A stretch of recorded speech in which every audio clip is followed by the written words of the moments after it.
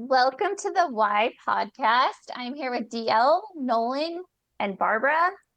And we are here to discuss mindful learning in the virtual space. And for our very first guest, we have Sarah Zitney joining us. Sarah, all of us have been very impressed with your work, particularly around curriculum and the versatility of your work and how you make it accessible to our students. But I wanted to kind of get a global understanding of your impact on Elite. So I reached out to some people, and you have some big fans. So this is from Marissa Thompson. Oh no. She says Sarah Zitney has been with Elite since the very beginning, witnessing its evolution and shaping its identity every step of the way.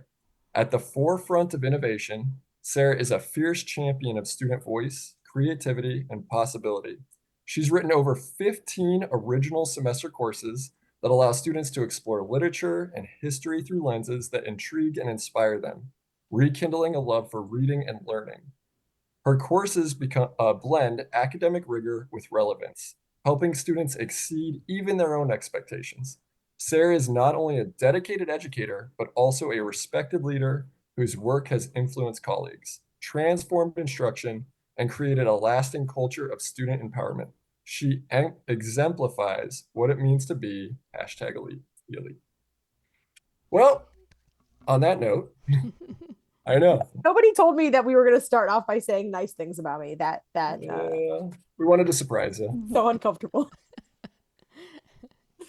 Well, we're just going to keep the good times rolling and you get to talk about yourself. So tell us a little bit about your journey to Elite and the virtual space. So the first school that I was teaching at was kind of a hybrid online in person. So we had a learning center, and then most of our curriculum was online.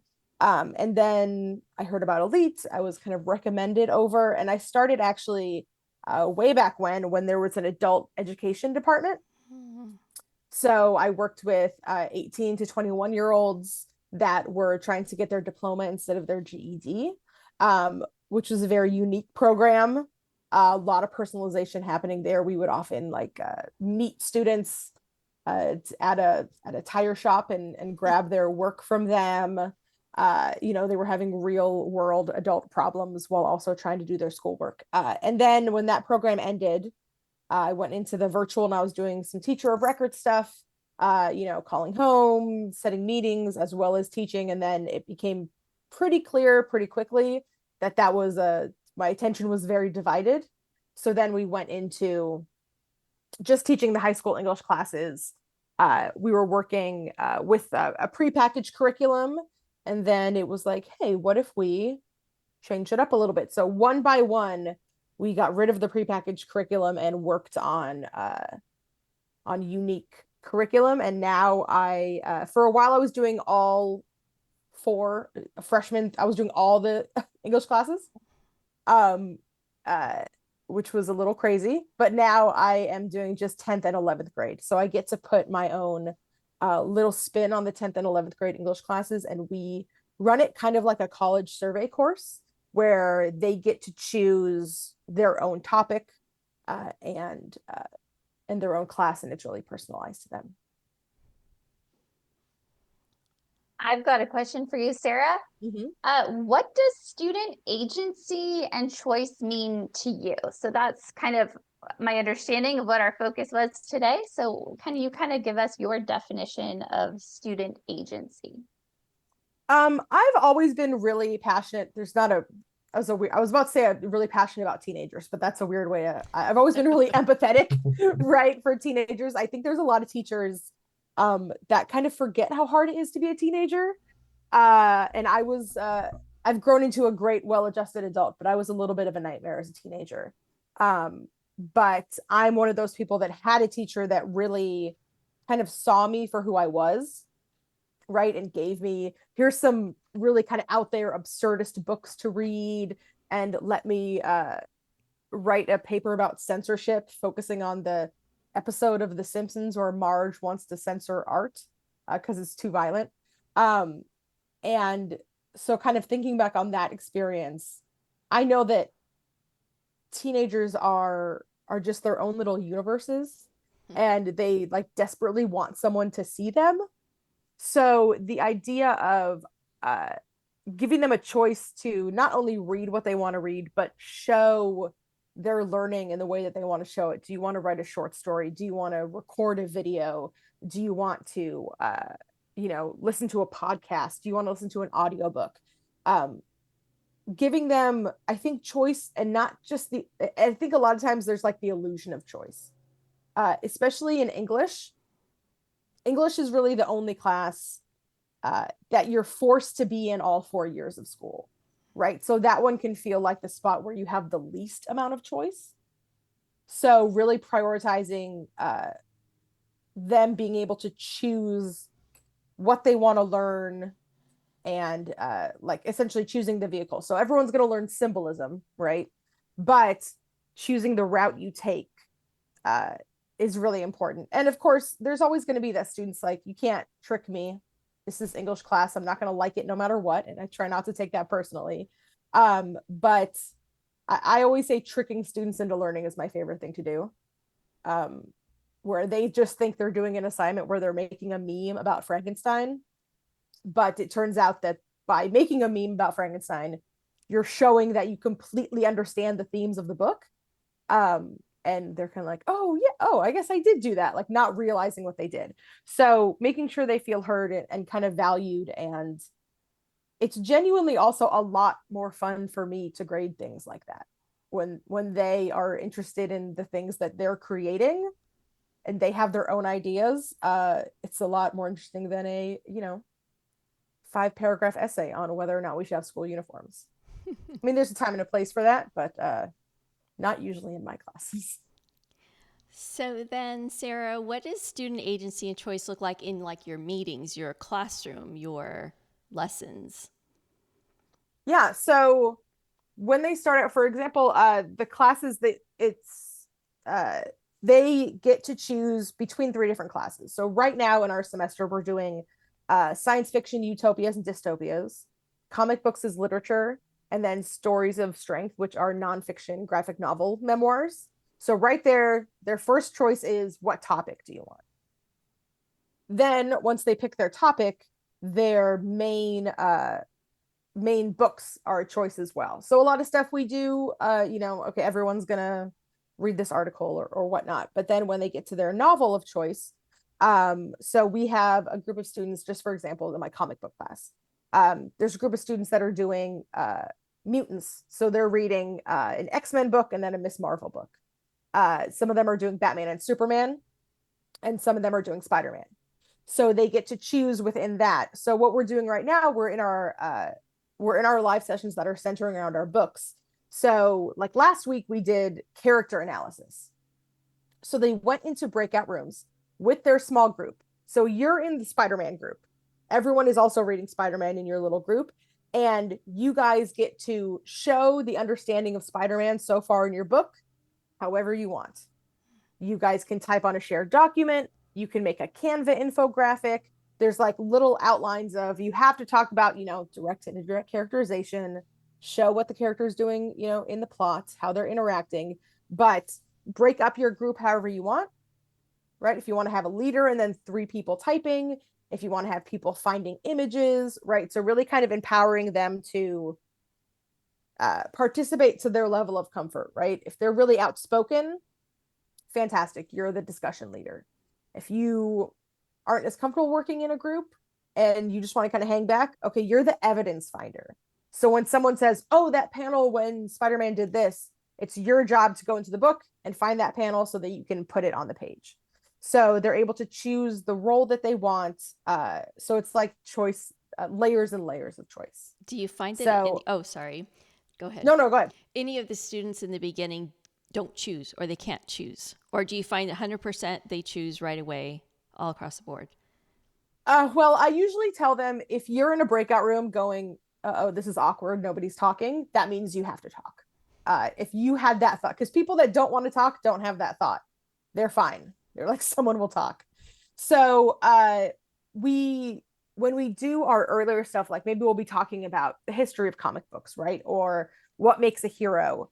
They'll be in breakout rooms and it's a little bit more kind of just a loose discussion. So we're kind of practicing our discussions before we get to, okay, now you guys are creating a work product together.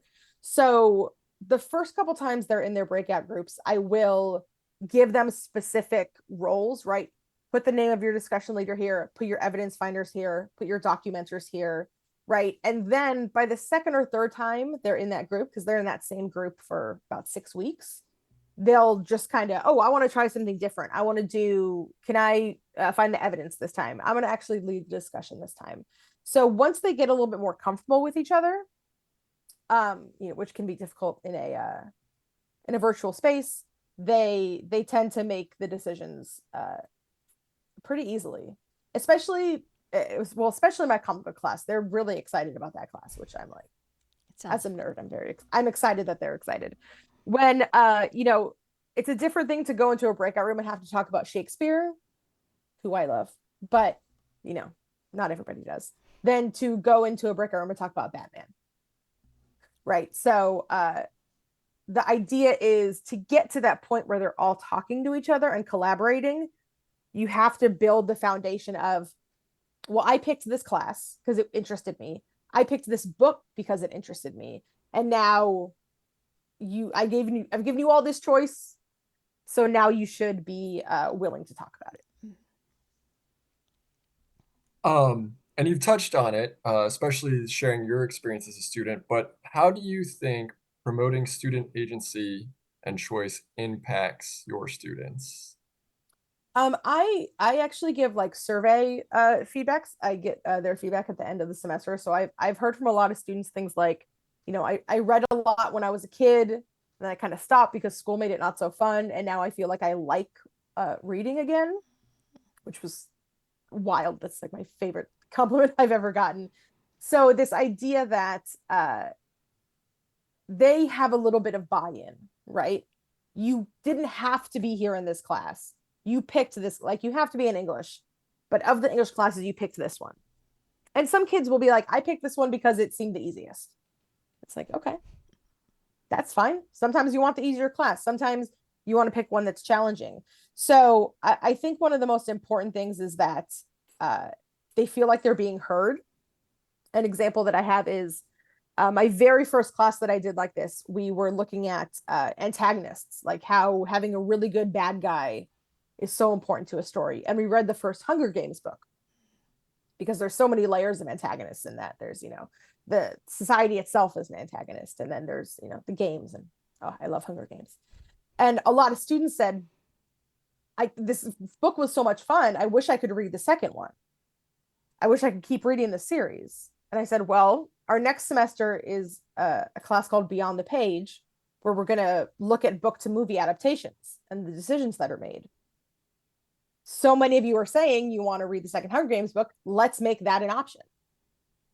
So a lot of them said they wanted it. So, and the second Hunger Games, Catching Fire, is one of the best book to movie adaptations, like of all time. Everybody kind of agrees on it. So I probably wouldn't have even thought to put it in there if they didn't say that. And then making sure that I'm telling them that. So I'm like, you guys came up with this great idea, so we're going to do it. Right. It's kind of like a suggestion box. Right. So not only do you get to choose between classes, but I'm also listening to you. If you thought a class didn't go very well, okay, maybe we'll try something different next time. I always had them taking notes a specific way. I got some feedback that they wish there were more options for notes. The next semester, there were 3 different note-taking things they could choose from. So I think there's not a lot. I think they feel empowered, right? Or I would want them to feel empowered, right? Because I am listening to them and I'm taking their suggestions seriously, because they're the ones that, they're the ones that matter. I'm just the vessel through which, the learning gets to them, but their input is really important. I'm thinking of that word empowerment. I'm thinking of your story, which actually reminds me a lot of my story, which I think is awesome. But imagining the effect for them like 10 years after your class, like what do you think it does for them down the road? Well, I would hope that they would see kind of the educational value in other things. like maybe 10 years down the road, they're watching, the 800th Marvel movie that comes out, and they're remembering how we talked about character archetypes. And they're going, oh yeah, remember in Miss Cindy's class where we looked at a Spider-Man from the 90s and then current Miles Morales, and how the values change, right? That they'll be able to, like, the idea is thinking critically, right? Thinking critically, writing, and analyzing. So if they're able to do that and see that it's not just The Great Gatsby or Hamlet that you can analyze like that, it's everything around you, right? That you can think critically about things. I mean, we look at things like like we had a journalism class where we looked at how to tell if something is real on the internet, and that's more relevant than ever, right? That was just a fun exercise a couple years ago, and now it's really important. So I would hope that they kind of take that into like a lifelong learning experience, right? Knowing that you can apply those principles to something that's a little bit more unconventional, right? To analyzing a movie, to analyzing a Pixar short, to reading a comic book, to listening to a podcast. And then they'll take that into other areas of their life. Yeah. I think it's really amazing how tuned in you are to your students and the questions you ask them. Do you ask them like questions like that? Like, where else can you take this? Like these skills that we're working on? Like, where, like, is there literature outside this classroom that you can apply this to? Is there other places you can use this? One of the things I like to have, that I don't usually explicitly say that, but it is something that we work on. So we'll talk about, especially in the comic book one that I'm thinking about right now, or even when we did our antagonists and foils. A lot of my kids really like anime, so I would take it to, what's your favorite anime? What makes it so good? What makes the villain so good? Think about a villain, in an anime or show or a movie that you were watching, and you were like, that villain's not good. Why were they not good, right? We're looking at the character archetype and we're analyzing it. So a lot of times we'll start off with something you already know, right? Look at the protagonist antagonist relationship in your favorite story, right? So we usually start out with, before I give you the book you're going to read, before I even tell you what a character archetype is, you're going to show me that you already kind of know it. You just don't have the academic vocabulary for it, right? Why certain seasons of, I also like anime, why certain seasons of an anime are good is because they have a better villain arc, right? If you have a villain that's not interesting, as opposed to a villain that's kind of right sometimes, right? If you look at Magneto in the X-Men, he's often kind of right. So kind of introducing them to it by telling them it's something you already know. You're already noticing this. You're just not thinking that you're doing a literary analysis when you're watching a superhero movie, but you are. So, and then usually when we end with our project, it'll be a project of choice too. So we did a podcast class called Evolving Journalism, and the assignment was just to pitch me an idea for a podcast. I'm an executive at a Spotify or something, and you're giving me your idea. And I had students that actually just went on their own and produced the first episode of a podcast.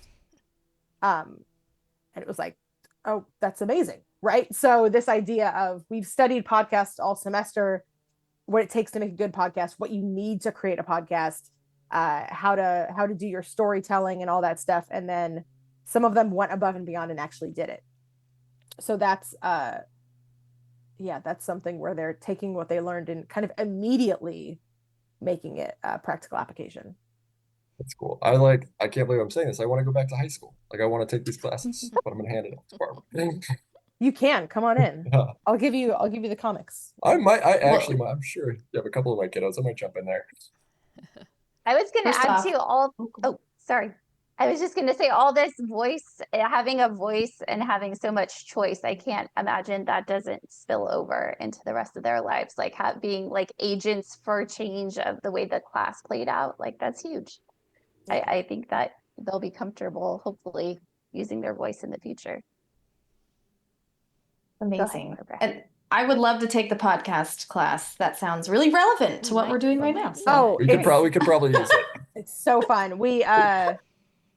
I do something every semester where, so in working with Elite X, we talk about something called low teacher footprint, which is like, you want to kind of put the learning in the students' hands, which is something that's very hard for me. I'm a theater kid. I don't know if you could tell by the everything about me, and I think when theater kids start out teaching, it's very much, we like to hear ourselves talk, right? We like to talk. We like to kind of do a little mini performance. And it was kind of a light bulb moment when I realized I don't want to, like, I'm the fun teacher, right? I don't want to be the fun teacher. I want my class to be the fun class, right? If I tomorrow, for whatever reason, was like, I couldn't teach anymore and I handed my classes off to someone else, would they be as fun?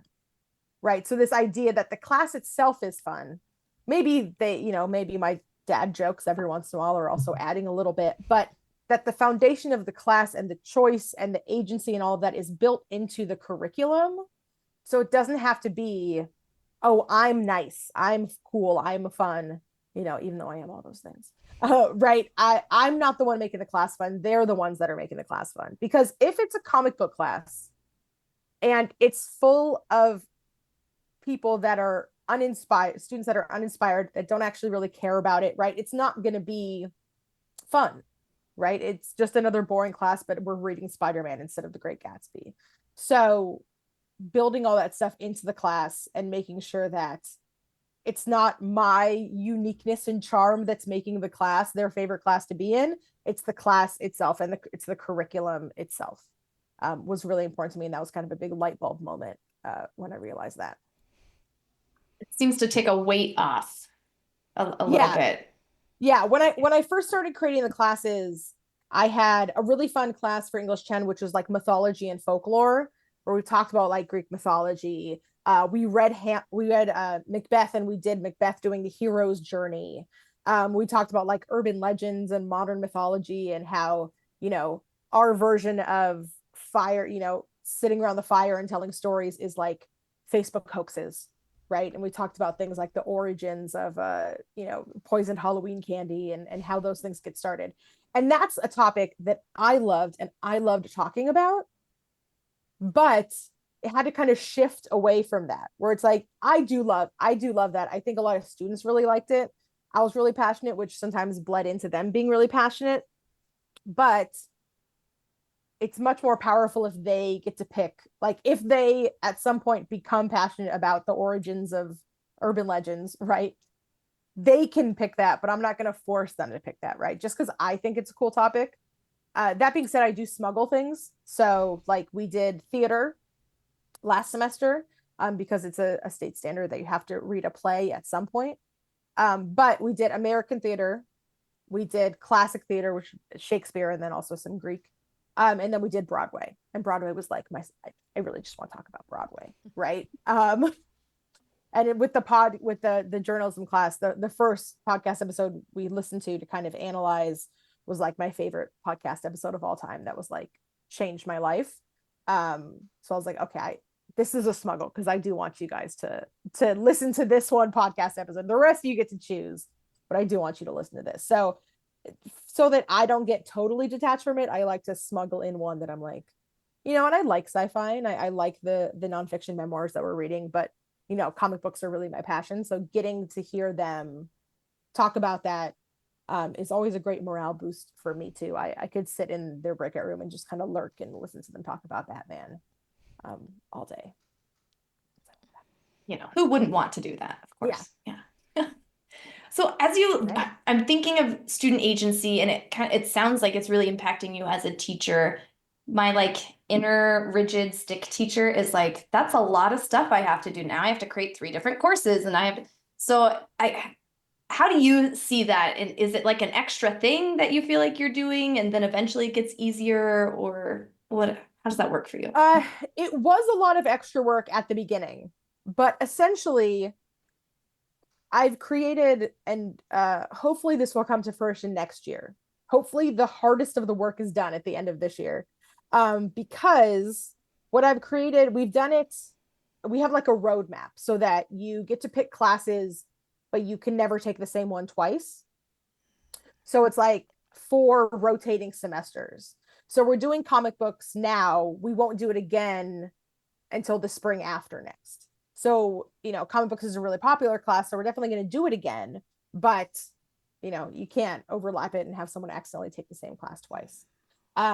So what we have now is essentially the shells of the different types of classes. So we have the theater shell, and what we have to do is just kind of plug in if we want to do I don't know, like British theater, right? We just have all the materials for it, and we'll just plug in the different play choices. We're doing science fiction right now. So if next fall we want to do Gothic, right, Gothic romance, we just take out all the places where we said what are the highlights of the science fiction genre, and we write in Gothic, right? So a lot of it is now it's a plug and play. So now we have a template for a genre focus. We have a template for like a literary element focus. So we can take out, antagonists and put in the motif of the hero's journey, right? So it's kind of like we can at this point mix and match, like like a little printing press, and put in the different things. So now that we've got like genre focus, we have like a nonfiction focus, we can have all the materials and just kind of move them around, because we're doing the same, like right now all three classes are doing the same thing, or they did all the same thing last week. We talked about characters in all their different classes, so they all had the same assignment sheet. We just had vastly different things we were looking at. Some of us were looking at Fahrenheit 451 and the characters that have been introduced in the first 3 chapters of that, and some of us are looking at how the writer of a nonfiction memoir presented themselves as a comic book character. So they have the same shell, but the choice is how it's differentiated and how it makes it a completely different class. You're not reinventing the wheel each time. You've put a structure in place that's intentionally flexible and can work. Wow. Oh, that's amazing. I was reinventing the wheel the past 15 times, and now the wheel is complete. Now the car is complete. And we're just putting a new paint job on it every time. Yeah. So we did have to invent the wheel quite a few times, but now the wheel is done, and now it doesn't have to be reinvented. Okay. Wow. Now the wheel's invented, right? And the way you feel now after a class and the way you feel after like beginning elite canned curriculum that you were using, can you talk about that? Say that one more time. Like so the way you feel after running this curriculum that you've designed that's filled with student agency and choice compared to how you felt when you were running a curriculum that was just like prescribed. Oh, it's like 8,000 times more fulfilling. I would say, you always like anytime you get to interact with students, and you have to kind of try to pull what's interesting out of a canned curriculum, right? But it is genuinely a lot more work because there's no multiple choice test. They're not taking a single multiple choice test in the entire semester in this English class. They're doing short answers. They're doing opinion writing. They're doing analysis. They're doing creative writing. They're making a video, right? So the grading part of it is a much bigger commitment, right? But it's also more enjoyable to grade their stuff because they're writing on based on their opinions, and they're writing about things they're interested in. So it's more work, but it's more fulfilling for sure, as opposed to the canned curriculum. And some of them would rather be doing a canned curriculum, right? They would rather be taking where they can just pick C, right? And they got a 60% and that's good enough. And they kind of hate that I'm making them write anything.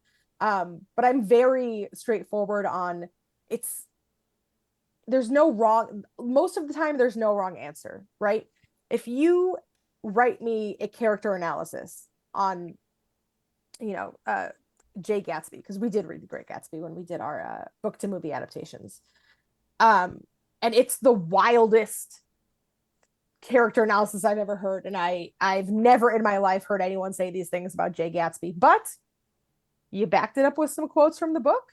That's 100% right there. Like it doesn't have to be the correct answer to be the right answer, if that makes sense. Like if you're showing me your analysis skills and you're coming to a wildly different conclusion than literally everybody else, but you just analyze in a different way, who am I to say that that's wrong, right? I'm looking at your writing skills, your critical thinking skills, your analysis skills.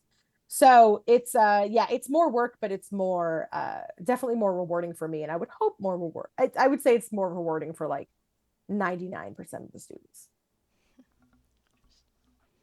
Okay, so I have a final question for you, Sarah. What is your why?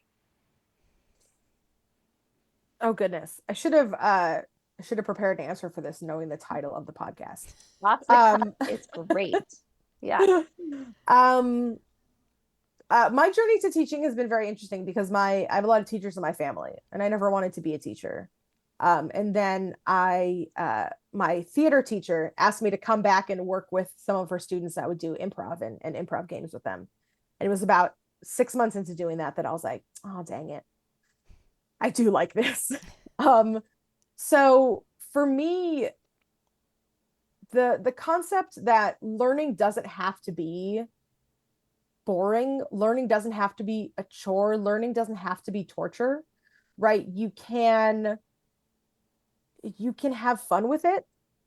You can have fun with it is like get that tattooed across my forehead. Like that's the thing I want students to take away from my class, that even if you hate English, right, you can have fun with it. You can find a way to have fun with it. You can you can make it fun, you can make it interesting, you can make it relevant. So wanting my students to leave with an appreciation of the way that they're looking at literature and they're looking at stories literally everywhere, right? And just read something is kind of my thing to them. So many of them are like, I get to use my school funds on a comic book. That's so exciting. And some of them are, oh, it's my first comic book. And the way they say first comic book, it's like, okay, so I know you're going to go to your local comic book store and you're going to get more comic books after this, right? Because you were just looking for an excuse to pick up a comic book, right? So kind of instilling this, I think we say things about like lifelong learners a lot, mm-hmm. where we want them to be curious, right? And we want them to kind of think about it. It can sound kind of corny, right? But this idea that you're watching a movie and doing an analysis, you're listening to a podcast, you're reading a comic book, and then you are, you're watching a play. And I think getting a student to understand that lifelong learning doesn't need to be boring, right? Or it doesn't need to be a chore. Learning doesn't need to be a chore. It can be interesting. It can be whatever you make it, is kind of my big idea and my big why I do it and why I do it this way, right? Because canned curriculum, it would make my life easier, but it wouldn't be very fulfilling. So, and I would think the same thing about a student, that even if a student starts out with like, what do I have to write anything? But by the end of it, hopefully they're like, oh, I get to draw my own comic book, right? I get to write a Batman story for my final project instead of taking a 60-question multiple choice test. Okay, I guess this was kind of fun. I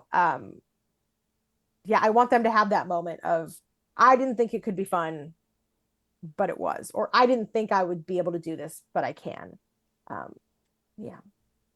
Yeah, what you said about the comic books, about the first comic book, it's just like, you can just see dominoes just falling, that's going to lead into another interest and rabbit hole into another interest. And so it's really neat. I mean, the goal is for, in 20 years to be watching, the 75th Spider-Man reboot. And they're like, oh, well, I first read Spider-Man in an English class in 10th grade. That'd be the dream, for sure. But I even had in my theater class, one of the options was you can do an audition, right? Mm-hmm. You can do a stage, you can plan a staging of a play and give me the PowerPoints, or you can just do an audition monologue. which seems easier to me, right? Because I have done that before. But for a student to get on camera and sing me a song from Newsies, which a couple of them did, or perform To Be or Not to Be, which one of them did, is huge. And some of these kids, that's the first time I saw their face, right? Their camera was off in every meeting. The first time I saw their face was them performing To Be or Not to Be to their computer screen. So kind of encouraging them to take that leap. And, it might be easier to go a different route, but let me see you write a panel for a Batman, comic instead of giving me a essay. I'll even tell them on the final project, I'll be like, you cannot do an essay. I don't want to read an essay. So you have to do something creative with it. Yeah. That's awesome. Does anyone have any final questions for Sarah? I keep on thinking of I just have no questions, Barbara. I was just gonna say I took a lot of notes, but awesome. I gotta do that. Yeah. Yeah, I was just gonna say, I keep thinking about the science of mattering, what we talked about at our PD, and I just feel like you're embodying all of that in your class, making your students feel like they matter, giving them a voice and choice and agency. I love it. And sometimes with the volume of students that I have, I will skim things and grade them really quick. And what I try to do is at least one assignment. So they do 3 written assignments a week. And sometimes they're super short, like just taking notes on their reading.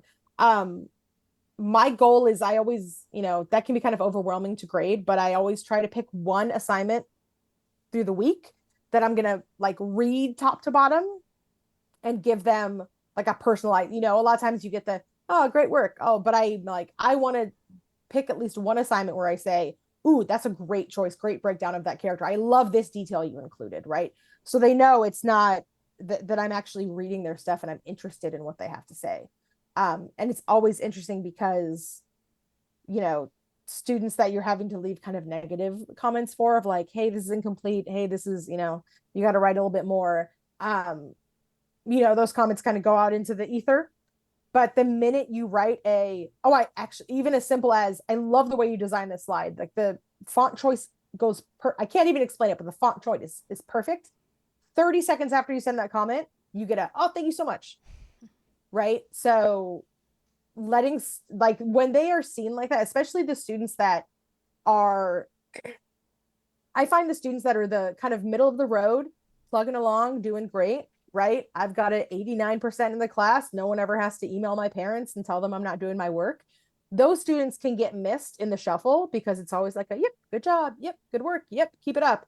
So when they get a compliment on their work, that makes them feel seen, I find that those are the students that really appreciate it the most. And it's shocking sometimes how quickly, if I'm oh, this is a beautiful slide, fantastic. I love that you included this detail. Genuinely 30 seconds later, they'll hop on their phone and be like, thanks so much, Ms. Sydney. So making sure it's really important that they see that someone is noticing the effort they're putting in. Yeah.